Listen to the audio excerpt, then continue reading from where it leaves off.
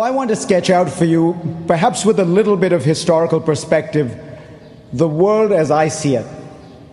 The world we live in is, first of all, at peace, profoundly so.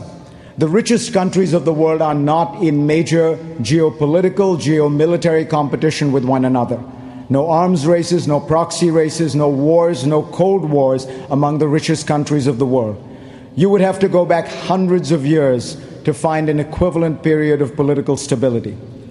I know that you see a bomb going off in Afghanistan or hear of a terror plot in New York and worry about the safety and security of our times.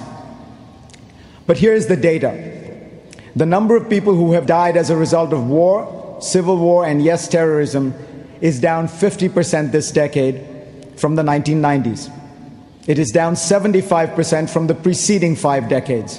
It is down, of course, 99% from the decade before that, which was World War II.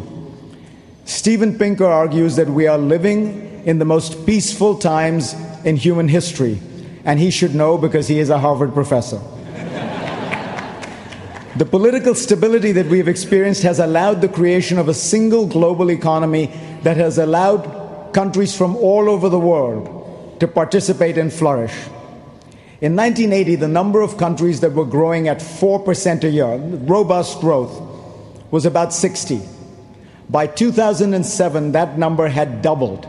And even after the financial crisis, that number stands today at about 80.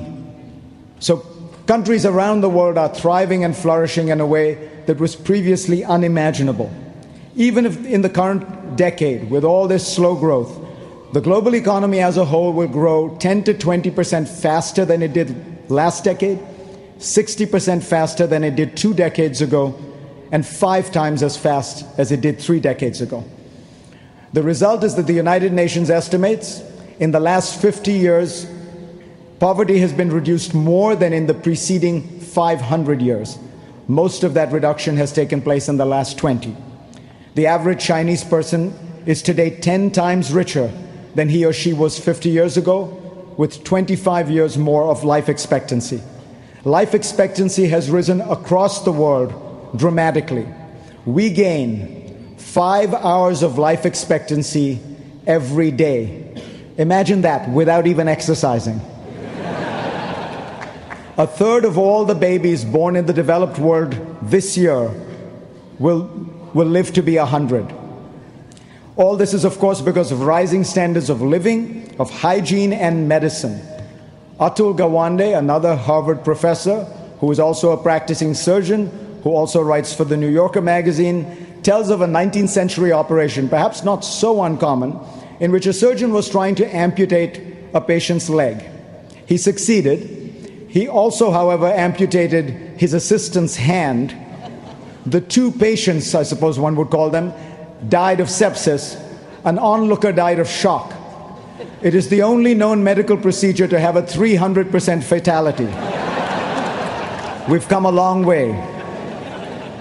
To understand the astonishing age of progress, just look at the cell phones you have in your pockets. And yes, I know many of you don't have them in your pockets. They're already out. You're looking at them right now. That cell phone has more computing power than the Apollo space capsule that went to the moon. That capsule couldn't even tweet. So imagine the opportunities that lie ahead.